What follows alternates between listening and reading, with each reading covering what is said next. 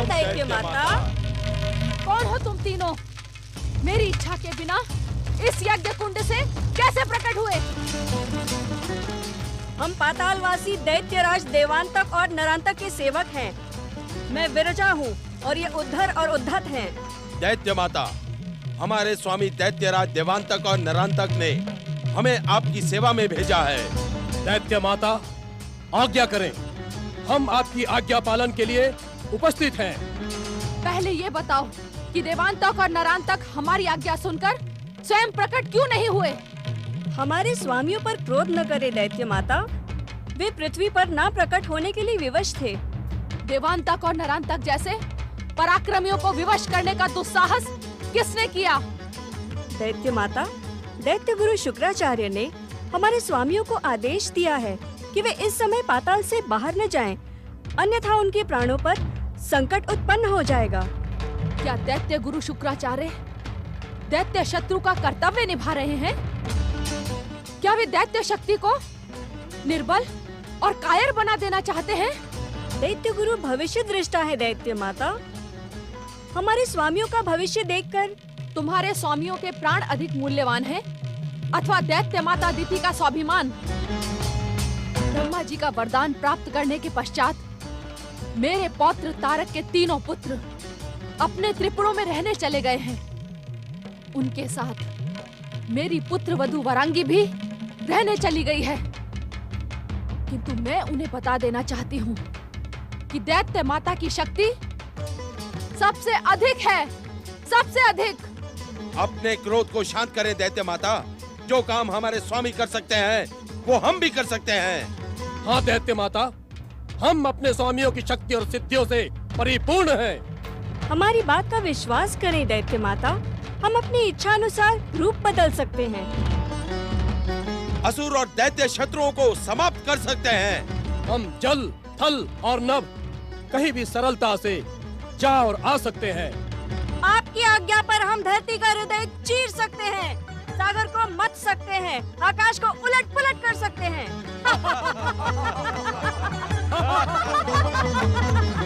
हमारी सेवाओं से आप प्रसन्न हो जाएंगी दैत्य माता। परंतु मुझे तुम्हारी बातों पर विश्वास नहीं हो रहा है। आपके विश्वास के लिए हम आपको अपनी सिद्धियों का चमत्कार दिखाते हैं दैत्य माता।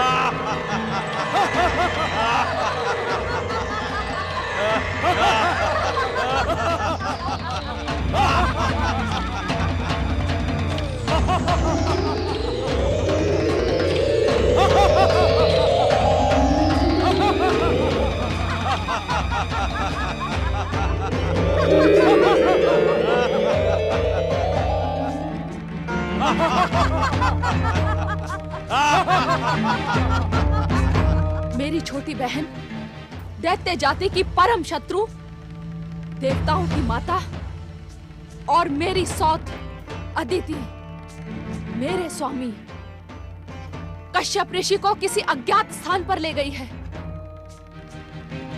तुम उसे ढूंढो और मुझे सूचित करो।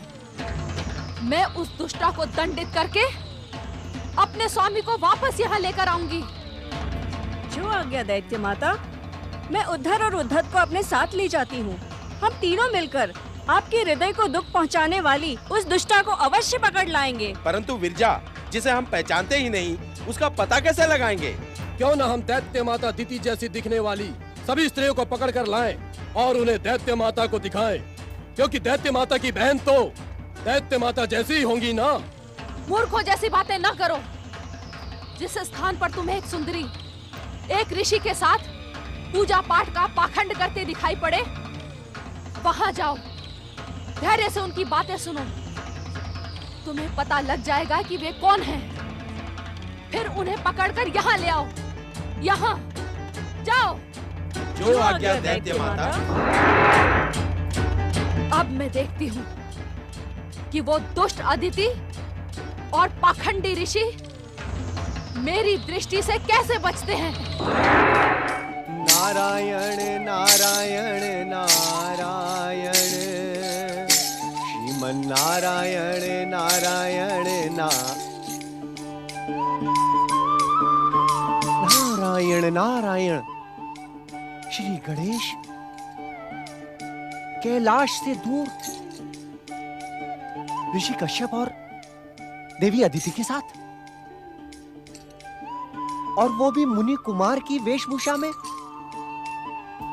हे श्री महागणेश, ये आपकी कैसी लीला है? आपके पूर्णावतार श्री गणेश यहां कैसे पहुंच गए? नारद, इस रहस्य का पता तो लगाना ही होगा। समय की आवश्यकता के अनुसार अब श्री गणेश एक साथ 2 अवतार धारण करेंगे। श्री गणेश आदित्य के रूप में महोत्कट अवतार और देवी पार्वती के पुत्र के रूप में मयूरेश्वर अवतार धारण करेंगे। नारायण नारायण, तब तो मुझे श्री गणेश के महोत्कट अवतार के दर्शन करने ही होंगे। नारायण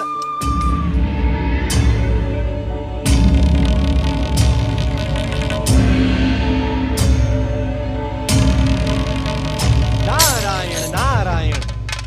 क्षमा चाहता हूं, किंतु मैं आपको इस आकाश मार्ग पर पहली बार देख रहा हूं। कृपया आप अपना परिचय देने का कष्ट करेंगे। हम पातालवासी असुरों का परिचय पूछने वाले तुम कौन हो? हमारा परिचय जानने से पहले तुम हमें अपना परिचय दो। मेरा परिचय?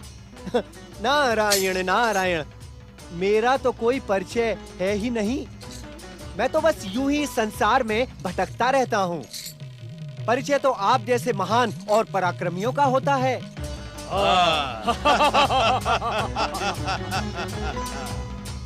तुम इतने मिष्टभाषी हो सकते हो, ये तो मैंने सोचा ही नहीं था। पातालवासी दैत्यराज, नरांतक और देवांतक का नाम तो तुमने अवश्य सुना होगा। हम उन्हीं के सेवक हैं। देवांतक और नरांतक, वे तो महान पराक्रमी हैं। उनकी विध्वंसक शक्ति से ये सारा संसार थरथराता है। किंतु आप उन महान दैत्यों की सेवा छोड़कर यहाँ क्या कर रहे हैं? अपने स्वामियों की इच्छा और दैत्य माता अदिति की आज्ञा से हम उनकी सौत दुष्टा अदिति का पता लगाने निकले हैं। क्या तुम उनके बारे में कुछ जानते हो? देवी अदिति? नहीं नहीं नहीं नहीं, मैं उस विषय में कुछ भी नहीं जानता। अन्यथा मैं आपकी सहायता अवश्य करता। श्री महागणेश आपका कल्याण करें। मैं चला। नारायण नारायण।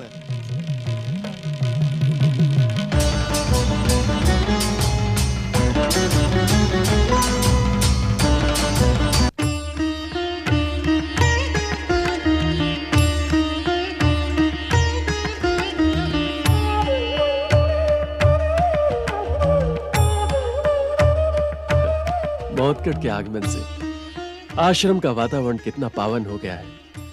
कितना सुंदर लग रहा है देवी अदिति। ये क्या? महोत्कट को क्या हो गया?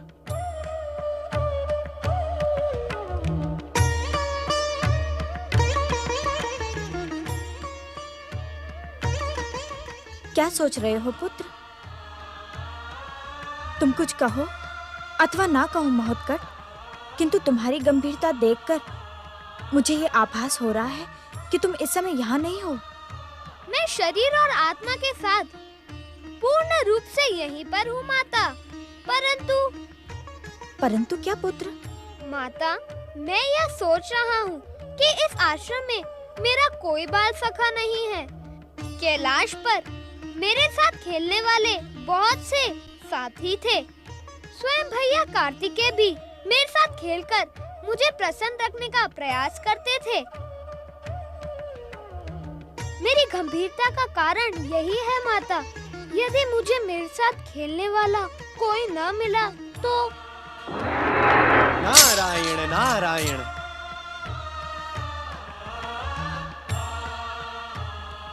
प्रणाम देवर्षि नारद। आपने हमारे इस नए आश्रम में आकर हम पर महान कृपा की है। पधारे देवर्षि नारद। ऋषिवर एवं देवी अदिति, आपने श्री गणेश को पुत्र रूप में प्राप्त किया, ये देखते ही मैं आपको बधाई देने चला आया। प्रणाम श्री गणेश। महोत्कट अवतार श्री गणेश, क्या आपने मुझ नारद को पहचाना नहीं?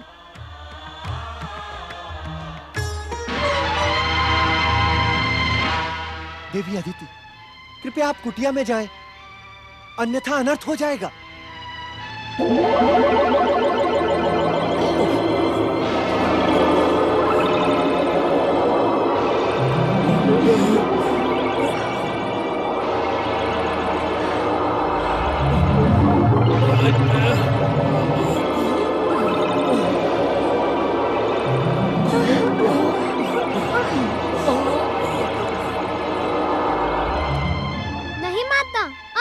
कुटिया में छिपने की कोई आवश्यकता नहीं है। अब आप सब मुझे आज्ञा दें।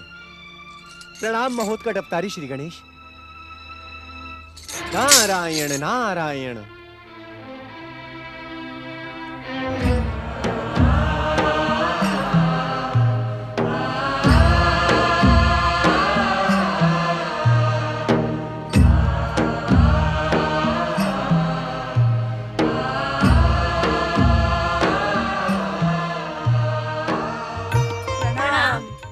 प्रणाम पिताश्री। प्रणाम पिताश्री। प्रणाम पिताश्री। प्रणाम पिताश्री। न जाने श्री गणेश कहाँ चले गए। हमने कैलाश का चप्पा चप्पा छान मारा, किंतु वे कहीं न मिले। उनके बिना हमारा मन ही नहीं लग रहा है। हम स्वयं श्री गणेश को लेकर चिंतित हैं पुत्र। उनके साथ ही साथ माता पार्वती न जाने कहाँ अदृश्य हो गई। महादेव के अतिरिक्त हमें कोई और नहीं बता सकता कि माता और श्री गणेश कहाँ चले गए हैं। कुमार हमारी सहायता कर सकते थे, किंतु वो भी ध्यान लगाकर समाधि में बैठ गए हैं। अब हम क्या करें? गण प्रभु नंदी महाराज, यदि आप इस प्रकार निराश हो जाएंगे तो हम सब क्या करेंगे? तुम सत्य कह रहे हो भृंगी भैया। हमें भोलेनाथ का ध्यान इस ओर आकर्षित करवाना ही होगा। परंतु कैसे? वे तो इस समय ध्यानमग्न हैं। ध्यान में लीन रहते हुए भी उन्हें सारे संसार की सूचना रहती है। वे अवश्य हमारी पुकार सुन रहे होंगे। ओम महागणेशाय नमः। ओम महागणेशाय नमः।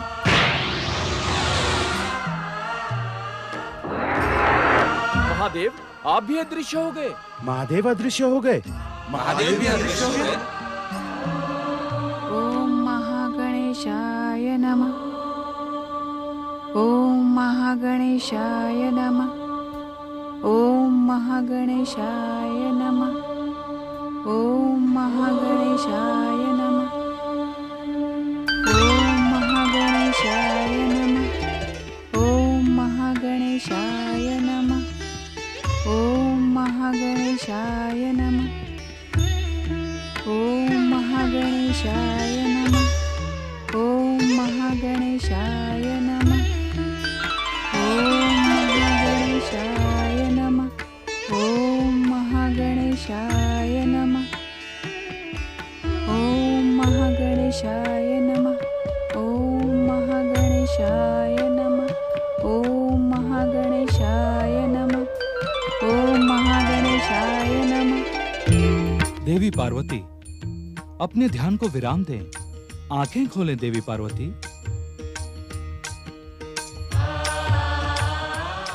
पति परमेश्वराय नमो नमः।